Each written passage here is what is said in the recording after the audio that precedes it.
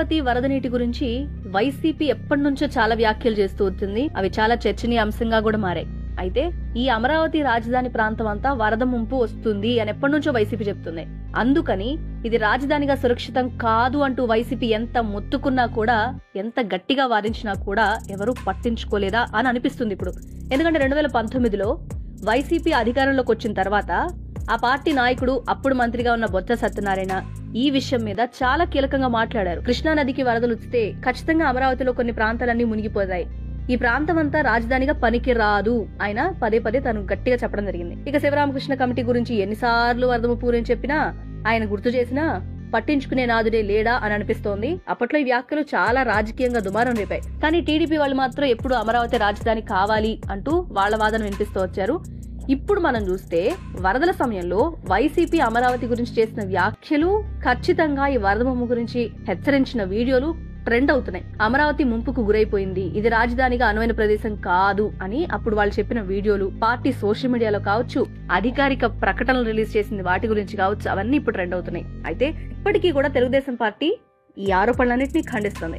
వరదల మీద వైఎస్ఆర్సీపీ అంతా విష ప్రచారం చేస్తోంది, ప్రజలను భయపెట్టడానికి ప్రయత్నిస్తోంది అని ఇప్పటికీ కప్పిపుచ్చుకుంటుంది. ఇక అమరావతిలో వరదలు రాకుండా ఉండాలి అని చాలా గట్టిగా అన్ని చర్యలు తీసుకుంది. కానీ ముంపు ప్రాంతాలు లేవు అని చెప్పడానికి కూడా ట్రై చేసింది. అయితే ఇప్పుడు అమరావతి రాజధానిగా ఎంపిక చేయడాన్ని వ్యతిరేకిస్తూ ఎప్పటి నుంచో చెప్తున్న వైసీపీ వరదల అంశాన్ని ముఖ్యమైన పాయింట్ గా తీసుకున్నప్పటికీ మీరు వాళ్ళ పరిస్థితి గమనిస్తున్నారు.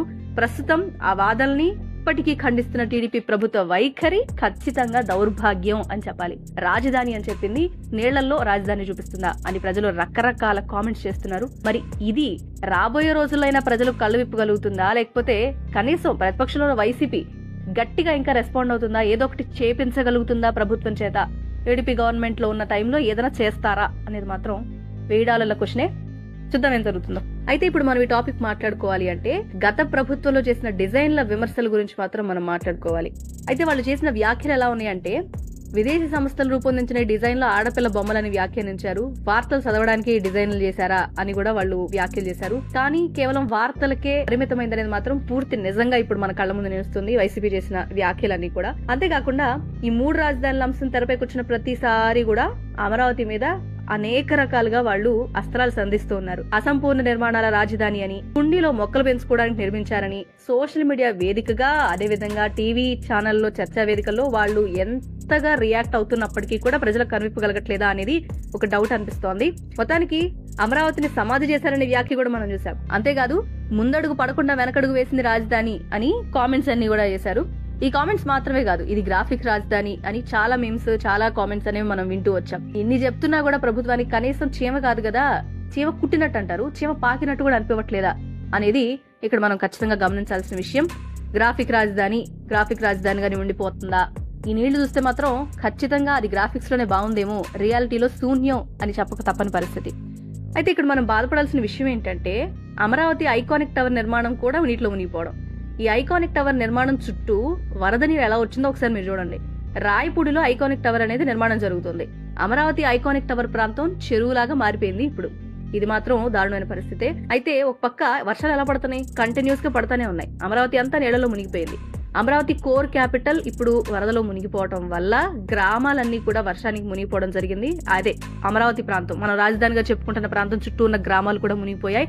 కేవలం మనం అనుకుంటున్న ఈ ఐకానిక్ టవర్ మాత్రమే కాదు, ఇది ఏపీ రాజధాని అమరావతి పరిస్థితి.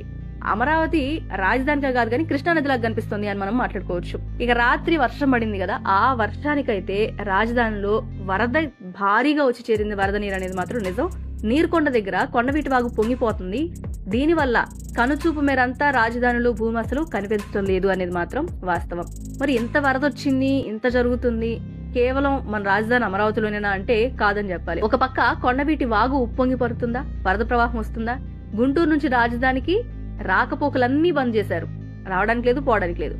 ఇక ఉప్పొంగిన కోటేళ్ల వాగు, ఎర్రవాగు, పాలవాగు, సచివాలయానికి అధికారులు వెళ్లలేక ఇబ్బందులు పడుతున్న పరిస్థితి ఈ వాగులు పొంగటం వల్ల. 40,000 ఎకరాల్లో మొత్తం అంతా నిండిపోయింది, నిర్మాణాలన్నీ కూడా నిండిపోయాయి అనేది మాత్రం వాస్తవం. ఈ కొండవీటి వాగు ప్రవాహానికి ప్రత్యామ్నాయ మార్గాల మీద దృష్టి పెడతానికి ప్రభుత్వం ప్రయత్నిస్తోంది. అందుకే రాజధాని ప్రాంతం ముంపుకు గురైంది అంటూ రైతులంతా కూడా లబోదిబోమని బాధపడుతున్నారు. ఇప్పుడు చివరికి వాళ్ళు బాధపడటం తప్ప ఇంకేమన్నా మిగులుతుందా అంటే, చాలా మంది దగ్గర నుంచి లేనే లేదు, వాళ్ళకి బాధ కష్టాలే మిగిల్చింది ప్రభుత్వం అనే సమాధానం వస్తుంది.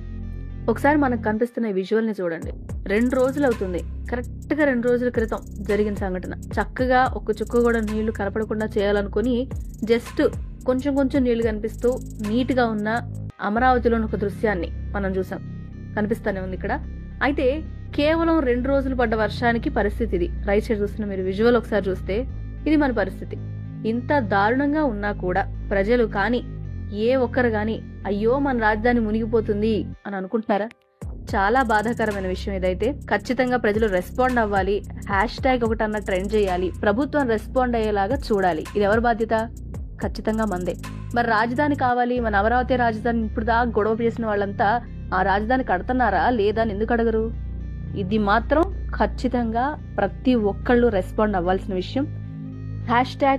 #C అమరావతి అంటే సముద్రంలో ఉన్న అమరావతి అంటూ మనం ట్రెండ్ చేస్తే కానీ ప్రభుత్వాలు దిగి మన పరిస్థితిని చక్కదిద్దాలనుకోపోయినా పర్వాలేదు, కానీ అది తప్పని తెలుసుకునేలా చేయాల్సిన బాధ్యత మాత్రం మందే. ఇక్కడ విజువల్ చూస్తే మాత్రం అలాగే అనిపిస్తుంది. మీ అభిప్రాయాన్ని ఖచ్చితంగా తెలియజేయండి. ఈ #, కనుక ఏదైనా సరే మనం ట్రెండ్ చేయగలిగితే ఖచ్చితంగా మన ప్రభుత్వం నుంచి మార్పు ఎక్స్పెక్ట్ చేయొచ్చు మనం.